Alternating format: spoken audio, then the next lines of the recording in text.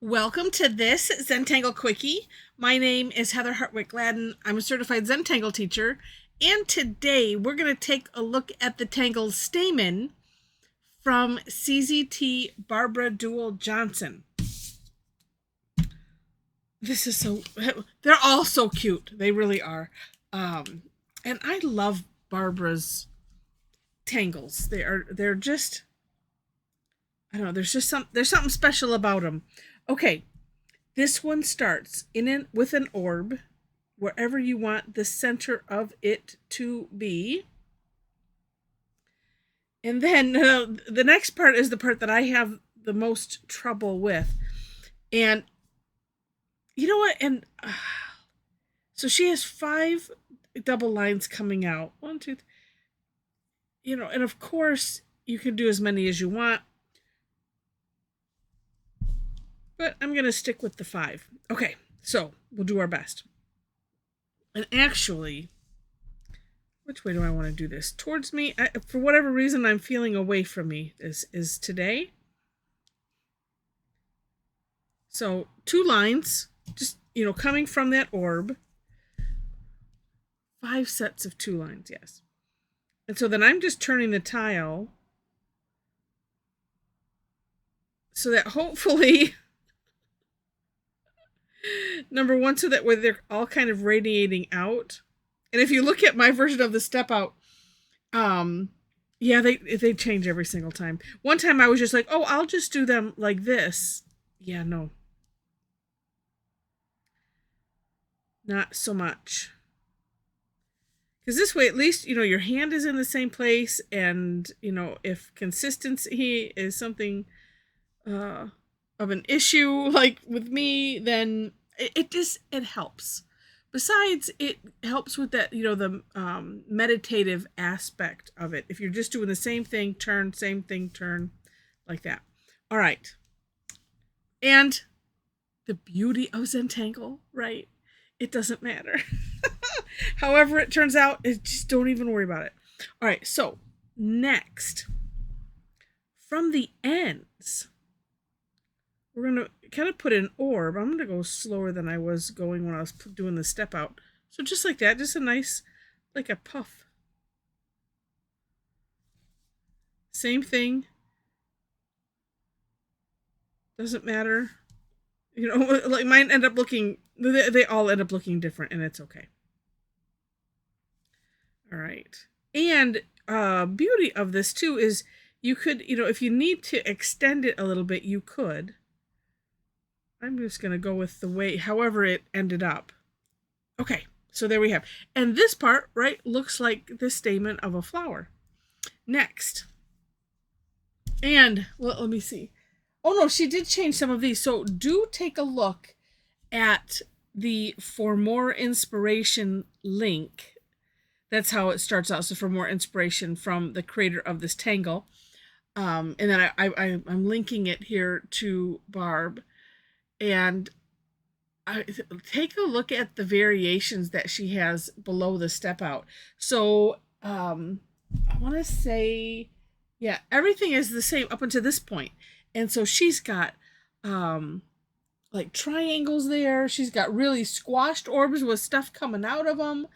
Yeah, a bunch of different stuff. So take a look. And then, the other steps as well, where she has just showing some really neat variations. Okay, now back to what the step out looks like, because first you have to get to know the tangle from the step outs, and then you can have tons of fun. All right, next, these are kind of C-shaped curve lines, and I'm tracing over a little bit, and landing a little bit here, but they're kind of squared. I'm going to call it squared off, so like this. So it's almost like if I was drawing a, the top part of a triangle and just rounding that off. Whoops, let's have that connect there. Okay. Same thing. Turning the tile as you go. Whoops, oh, now that one is more pointy. Good thing it doesn't matter. And one of the boxes, oh no, I think it's the last one on my stuff, but I had one that was it was really just curved. It really looks like a C shape. And so that's why I'm here, is to prove that it doesn't matter. It's all good. And you don't have to have any art skill. I certainly don't. I can put together, tangles. I'm good at following, instructions. And from doing it for so long, you kind of learn different things, or you get more courageous. So if you were, in the same boat as maybe I was, gosh, how long has it been? 12 years that we've been doing Zentangle. Don't be too hard on yourself for anything. Just keep playing. Just keep playing. Have fun. All right. And I know, easier said than done, but I'm pointing my finger, shaking. You're getting a finger wag if you're thinking that. Because I thought the same thing, and I know that's what addicted me to Zentangle right from the get was, oh my gosh, I could do that with my hand. What? Are you kidding me? No. So, just keep at it. Just keep at it. All right. Next. Well, first off, next, because she kind of has two steps. One is, both of them are really decorations. So this, we're going to kind of aura those round bulbs. Tile was trying to escape on me. As you can see, I use my pinky to help with the turning. Sometimes it just likes to revolt on me. Like that. And again, this is one way. Take a look at that link. And then, from the center, just do some nice wispy lines. I like to have one be longer. I aim for the center, and then other two coming off just maybe a little bit shorter if it works out that way. Sometimes it doesn't, and it doesn't matter. And a wispy line is just it's light touch, but then if you kind of just lift up the pen from the paper, instead of it being a hard line, it's almost like a flick of the wrist, if you will. And that gives it that taper on the end. And it just looks really neat. Like that. And this is the beautiful thing. It's almost, to me, like the whole line dot dot idea. Stuff like this, in this, decorating it, just makes it sometimes. It can, and that's why I love the line dot dot. For those that don't know, and we don't have one in here, but when you hear me mention, it's just like, oh, so excited. Because it's like the best thing in the world. My favorite thing in the world of Zentangle to do.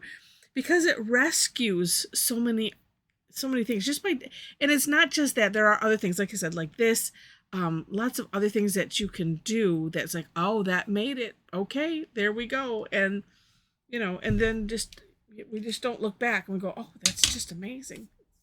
All right, so now let's do some, speaking of decorating, we'll do some decorating.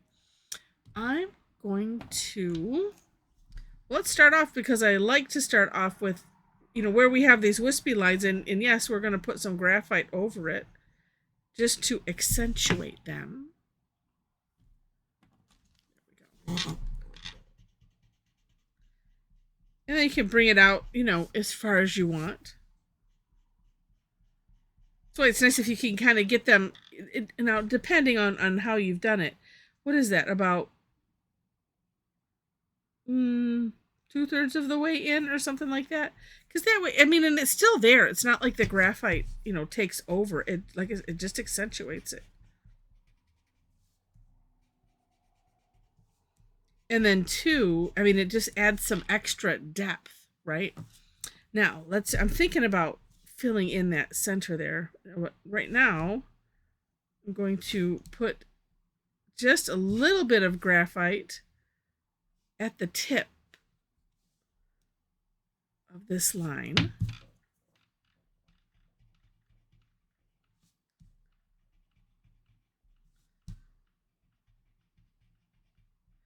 And I'm bringing it down just kind of on both sides like that. Just to give it a little bendiness, so it looks like it's, so it's sunken in the center and then it's sunken out here. So that's what makes it kind of like, I call it bendy, because I like to use technical terms such as that. All right, then, let's just add a little bit. Okay, I'm gonna do the old pick a side and stick to it. Or you can call it stick aside. That works too. All right, let's add some. Oh, no, I think it's still gonna work. Let's see. I have enough for one more. There we go. Just a little something. Might need to be a little darker. I don't know. But I do want to fill in that center, because when I do the wispy lines and things, see how it gets a little messy in there? So the best thing to do, okay, wait, what do I want? Oh, I want that up. The best thing, in my opinion, is to fill it in if you can. Now, if you've not seen me do this, I'm adding shine into it. And so I do an orb on one side. Usually it's on the right side. And then if there's room, I'm just putting 2 C-shaped curve lines in there, and I'm going to fill in the back end of it. Fill in between. And so if you don't have a white gel pen and yet you want to partake in the loveliness of adding the shine component, this is how you could do it. And then I'm just taking a little bit off, so that way it makes this nice little extra bit there. And leave everything bigger than you think, so that way you can come back like this, and I call it shaving off a little bit, because it essentially is, I'm shaving away at the original tile color, and then you have room to play. And it's, like I said, it's just neat. I do feel like I want to do something a little darker in here, so let's do this. Let's just put a little C shape in these. And you know what? Oh, I have an idea. Sometimes you could do like a C shape like that and don't do anything. Don't even use the tortillon. You don't have to. I want to, so I am. And then I think let's do some perfing in that little space. And if I have handy, oh, here's an 8. That'll work. So sometimes having a thicker nib pen. And perfing is just this dots. If you think of perforated, right? Which usually is little dots. It just adds something.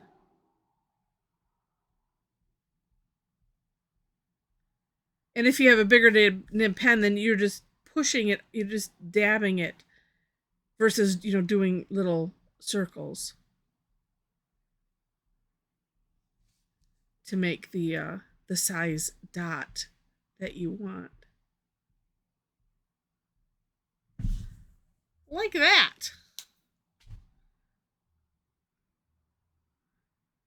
Yeah, it's neat. It's neat. It feels like it needs something else. I don't know what. Maybe an aura around the whole thing. Let's do that. Part of me's feeling like, well, although I can't really do it out there, but that's okay. We'll make it do. Though I don't want to do that. I want to do it this way. So I can see where I'm at. And sometimes if you just feel like something is just not, there's just something. Auraing is a good thing to do. I know the folks at Zentangle, you'll hear Maria and Fam saying, when in doubt, aura. And you can kind of see already, it's really having a nice effect on that.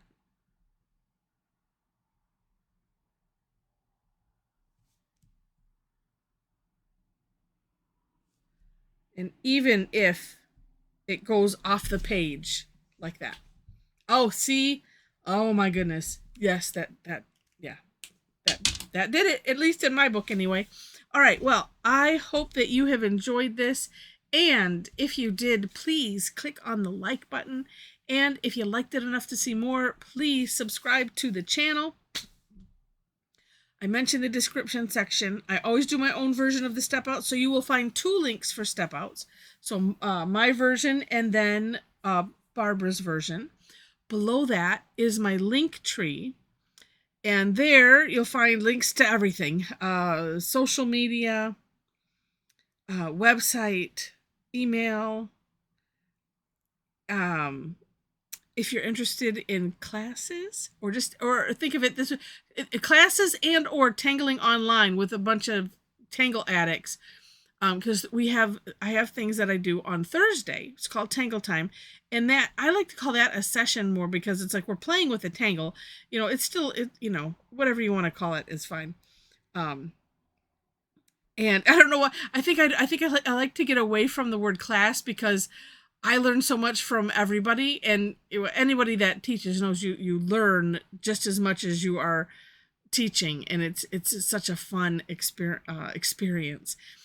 But so we have a ton of fun doing that. You'll find 2 links where you can follow me for classes, but also if you are on Facebook, follow me there, or follow my page, I should say. And then also we have a private Tangle Addicts community group, and feel free to join us there as well. I always like to let everybody know that there are 4 questions that you have to answer in order to gain entry. It keeps out the, I don't know what they are, weirdos that just have nothing else better to do but to cause trouble on people's groups and whatnot. So it seems to help. So there's that, and everything else there is self-explanatory. I just wanted to highlight those items. So with that, thank you so much for watching, and I wish you happy tangling.